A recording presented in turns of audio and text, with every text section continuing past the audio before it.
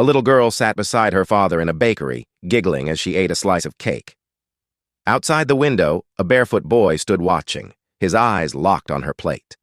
He wore torn shorts and a faded shirt, his arms thin and sunburned. The girl glanced at him and then looked away, pretending not to notice. Suddenly, the girl's father returned from the counter with a fresh loaf of bread. But just as they were about to leave, the little girl made a face.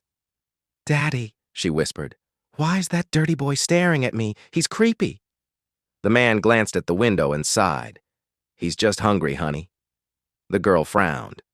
"Well, it's gross. Let's go. I don't want to see him anymore." As they walked out, the poor boy stepped back, making room for them to pass.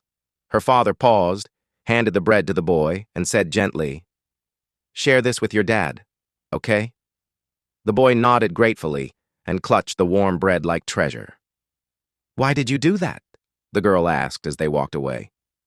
"That was our bread." Her father stopped, knelt beside her, and said, "Because he has no cake, no warm bed, and no one to speak up for him." She looked down, ashamed. That evening, she sat quietly at dinner and didn't touch her dessert. "What's wrong, sweetheart?" her mother asked. The girl whispered, "I was mean today. A boy was hungry and I didn't care, but Daddy did." Her mother smiled softly. "Then you know what to do tomorrow." The next day, the girl returned to the bakery with a slice of cake, wrapped carefully in a napkin. She waited by the door, and when she saw the boy, she ran up to him.